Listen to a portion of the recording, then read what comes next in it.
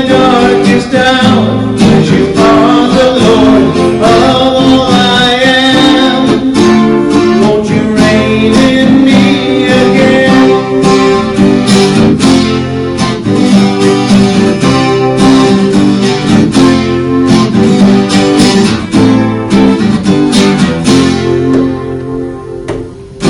Over every thought, over every word, may my life reflect the beauty of my Lord, 'cause you're more to me than any earthly thing. Oh, won't you reign in me again? Lord, reign in me, reign in your power, over all my dreams, in my darkest hour, 'cause you are the Lord of all I am. Oh, won't you reign in me again?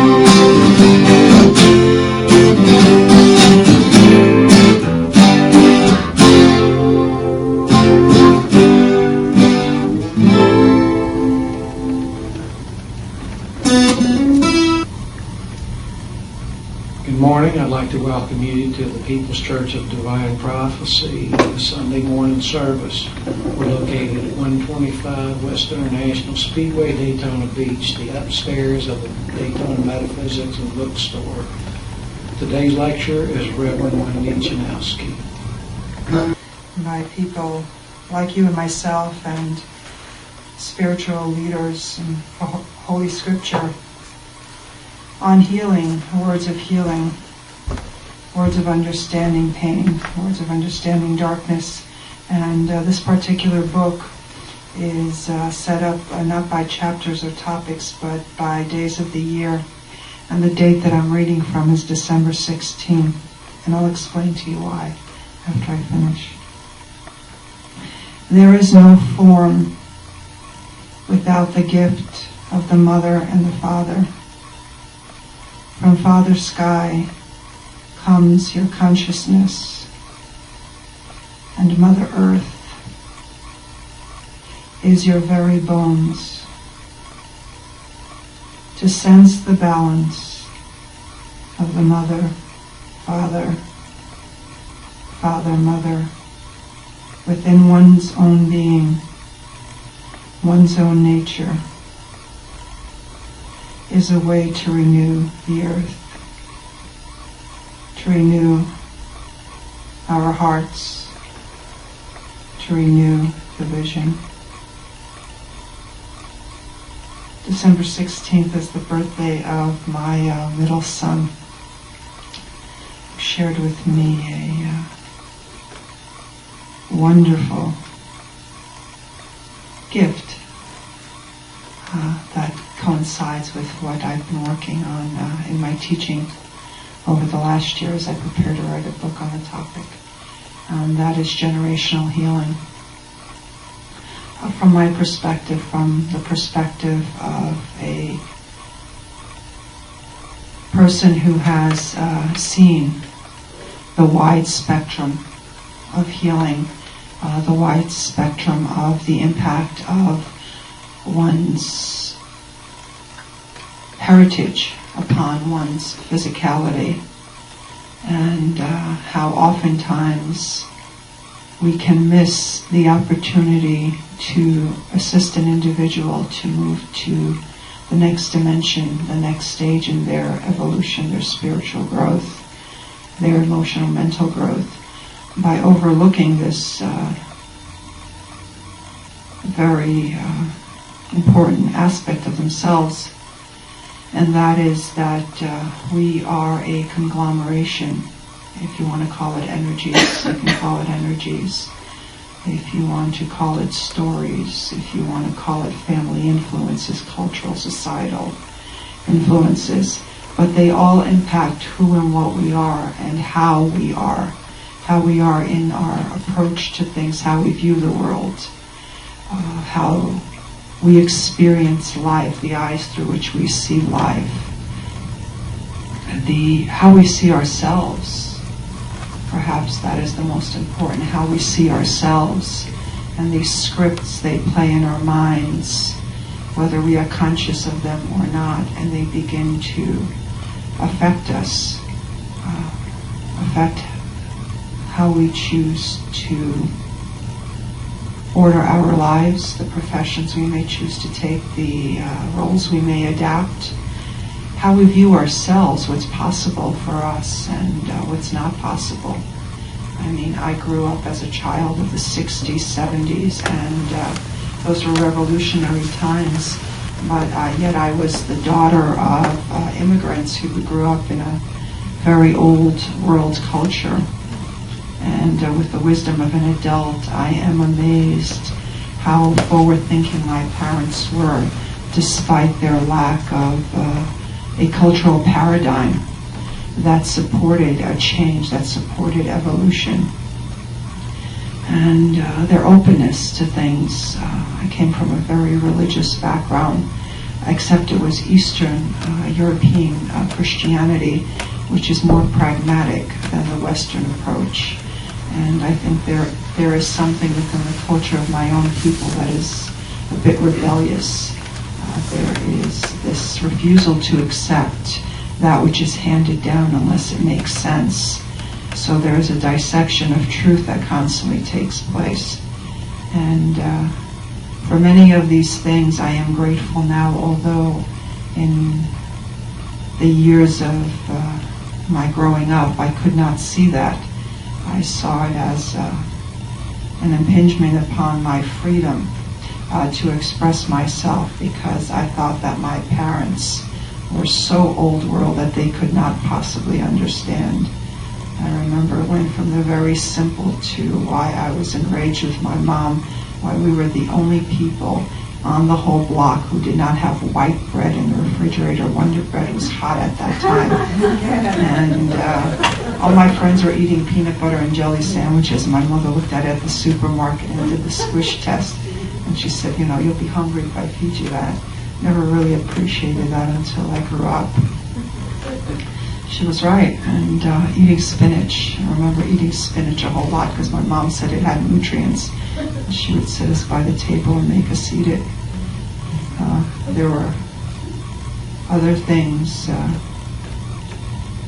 deep desire to have a relationship with God was really part of my daily life. And I remember having to say nightly prayers at my father's side every night as he held the rosary, and go to church every single Sunday. And I think when I initially started going is when masses were still in Latin, and I couldn't always understand, and women had to wear a white kerchief on their heads to cover their heads. I was a bit resentful of that, but I realize now, and I've had this discussion with my dad, that this was the greatest influence on who I am and my relationship with God. And as I grew older and began to be really challenged by life, I was able to draw from a deep well. As my dad always taught me that you have to act in your life as if everything depended on your choices, your actions. And you have to pray like it all depended on God. And that combination was really, really helpful. As a teacher, as a healer, I've come across many things. And many of you may not know, or you may know, I teach on the topic of healing, and I teach ministry. And I'm involved with many ministries, some of them from different religions, other from different Christian denominations. And one of my specialties has been deliverance work, exorcism, and generational healing. And in the course of performing that work, through my own ability to see with the prophetic gifts, I have seen things that have really defied my imagination, my ability to understand. And at first I couldn't really put them into a context that made sense. They seemed to be at odds with one another. But in these last year and a half, I've come to a greater understanding of how they really relate to one another. And all the religious teachings I had been made aware of and that had been really implanted in me began to make sense. And during the course of one workshop, I began to really understand, some of the sayings, within the religious writings, that we are endless and we are timeless, and that our spirit is endless. There is no death. And that which we sow doesn't matter as much as we think it does, and it matters more than we can ever imagine. And how that corresponds to our life here. I first performed exorcisms about 12, 13 years ago, and more recently started having public healings in Europe, in Poland. And it was during the course of these healing services that I saw things, and it really turned my mind on a tailspin. I began to see influences on the lives of people that went back beyond the 7 generations, beyond the 4 generations spoken of in the Bible, that went back to, 7th incarnation, 3rd incarnation. And I began seeing pictures in my mind. And at first I really couldn't see how it played out. But then I began to see this matrix that really united all of humanity and really made it real for me that we are all one consciousness, we are all one body, that we have our origin within the Creator, and that every choice we make, every thought we have, every action affects and impacts everything else.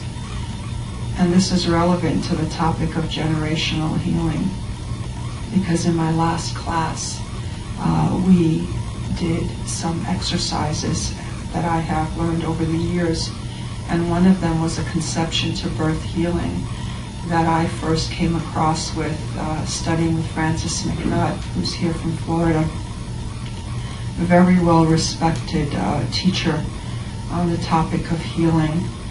I consider him one of the perhaps 10 greatest healers of the 20th century, and he is often consulted by the Vatican at this point in time. But something caused me to go through this conception to birth meditation. It was really allowing people to have God speak to them, to create within them an awareness of who they were before they were in the physical, where they came from, their story, and how their story came to be within a small paradigm. And we did that exercise 4 times because the class was 4 days. And at the end of the 4th day, we took a break, and then we did another meditation where people could see who they were in a greater context of a greater universe. And although we had spoken about generational healing, and my students had read many books on the topic, one of them being Sacred Choices, which I consider to be a really revolutionary book by Crystal Nani, we never really discussed it. We spoke about our experiences, our parents, because that's what kept being brought up. And what was amazing to us at the end of the 4 days is what happened for everyone, in everyone's lives, in the lives of family members and friends and loved ones who had no awareness of the context of the study. No one had requested anything for their loved ones. No one had begged for any change. No one had asked for any relationship to heal or to be changed.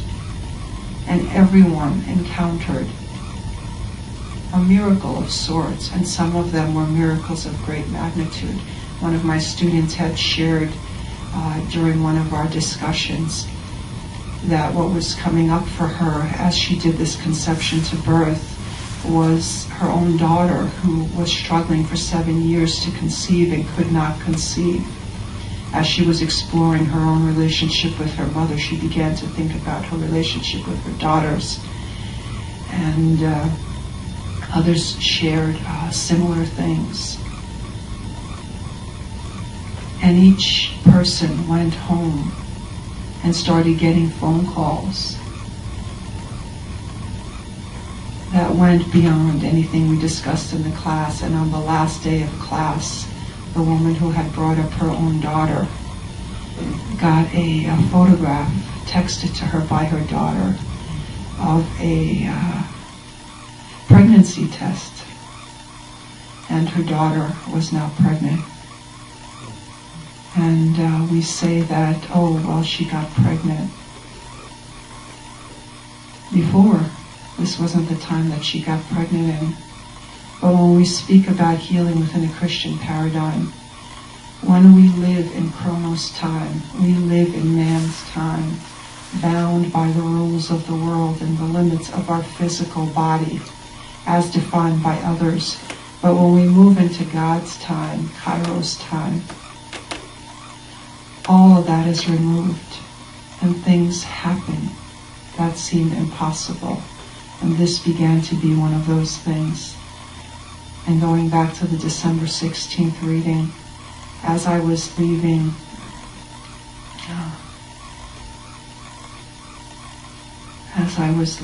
on the night of the healing service, I got a text message from my son, who had 2 days ago spent an hour and a half on the phone telling me of some really painful things that were occurring for him, and feeling rather hopeless and overwhelmed. And the note said, "It is so good to be me." And my son sent me a photograph of a pregnancy test. And he and his significant other are expecting as well. And so this really confirms the importance of working with ourselves in our own healing, realizing that healing takes on many forms because we are so much more than a body. That which we do for ourselves impacts so many people. We don't have to try to change the world. We change others by changing ourselves, by increasing our awareness. And even the most insignificant person in our eyes may be a great healer because of the work, the prayers, the visions they cast for others. And prayer is an amazing, amazing gift that we give to those we don't know. My children are funny that way. They know what I do.